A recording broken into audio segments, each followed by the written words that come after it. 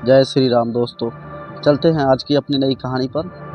पड़ोस में एक नया परिवार आया है और उसकी छोटी बहू की आए दिन चिल्लाने की आवाज़ आती है।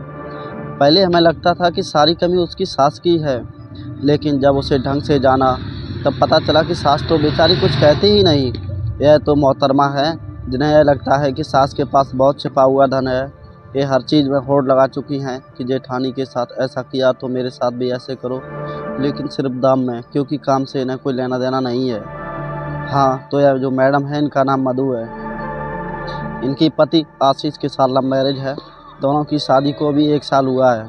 आशीष भैया के परिवार में उनकी माँ कमला जी, बड़े 2 भाई विनोद और विजय हैं, 2 भाभियाँ गीता और मनीषा और 4 प्यारे भतीजे भतीजी मौजूद हैं। जहाँ दोनों जेठानियाँ मिलकर के एक साथ रहती हैं, वहीं मधु आते ही अलग हो गई, क्योंकि उसे संयुक्त परिवार के झंझट में नहीं फंसना था।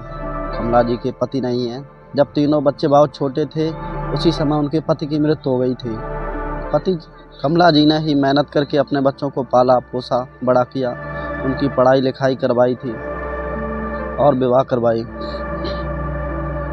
जिनमें दोनों भैया लोगों ने खर्च किया था, क्योंकि तब तक वे लोग कमाने लग गए थे। जहाँ बड़ी दोनों जेठानियाँ कमला जी का सम्मान करती थीं, वहीं मधु को हर चीज़ में होड़ होती थी। उसे लगता था कि कमला जी ने अपना कमाया सारा पैसा सिर्फ इन दोनों पर ही खर्च किया है, क्योंकि ये दोनों ही बहुत पहले से आ गई। इसीलिए कई बार वह कमला जी से भी हिसाब मांगने में पीछे नहीं रहती। लेकिन यह तो उसका रोज का ही था। कभी कहती कि सास ने कोई गहने नहीं डाले, तो कभी कहती कि सास ने कुछ दिलाया नहीं। कोई भी ऐसी तीज त्योहार नहीं आता जिसमें घर में कलेश ना होता। ऐसा ही नहीं कि आशीष ने कभी समझाने की कोशिश ना की हो, पर मधु की समझना ही नहीं चाहती थी। आज सुबह भी बस इसी बात को लेकर कलेश हो रहा था। आपने हमारे लिए किया ही क्या है? जो भी दिया है अपनी बड़ी बहुओं को दिया है। सुबह सुबह क्यों कलह मचा रही हो बहू? मधु, तुम क्या कहना चाहती हो? हमें अपने लिए अलग से प्लाट खरीदना है, उसके लिए आपसे थोड़े बहुत पैसे चाहिए। मेरे पास पैसा कहाँ है? अगर हमारी शादी करवाती तो उसमें अच्छा खासा खर्चा होता तो आप यह सोच समझ लीजिए कि लव मैरिज करके हमने वह खर्चा बचा लिया। अब उसके बदले हमें प्लाट दिलवा दीजिए। मधु, तुम सोच समझ करके बोलो। दोनों बड़े भाइयों ने अपनी शादियों का खर्चा खुद उठाया था। मेरी कोई इतनी इनकम नहीं होती थी तो मैं पैसा कहाँ से दूँ? आपने जो आज तक कमाया, आखिर वो पैसे गए कहाँ माँ जी? पहली बात तो यह बता दूं कि मैं कोई इतनी पढ़ी लिखी नहीं हूँ कि बहुत अच्छी तनख्वाह होगी मेरी। महीने के 10,000 के लगभग कमा लेती थी, जिसमें अपने तीनों बच्चों का पेट पालना, उनकी पढ़ाई कराना, यह सब काम करती थी। तो मेरे पास कौन सी बचत होगी? मैंने बहुत गरीबी में दिन देखे हैं, और आज जो तुमको सब कुछ दिख रहा है वह मेरे बच्चों की मेहनत है। और वैसे भी मुझसे हिसाब मांगने वाली तुम होती कौन हो? आज के बाद ऐसी बकवास की तो मुझसे बुरा कोई नहीं होगा। कमला जी ने बहस आगे बढ़ाना ठीक नहीं समझा और उठ करके वहाँ से चली गईं। लेकिन मधु का बड़बड़ाना चालू ही था। आखिर किसी ने उनकी बातों पर ध्यान नहीं दिया तो अपने आप ही चुप हो गई। कुछ महीनों बाद मधु ने एक सुंदर से बच्चे को जन्म दिया। इस उपलक्ष्य में कमला जी ने घर में छोटा सा आयोजन करवाया, जिसमें मधु के माता पिता को भी न्योता दिया गया।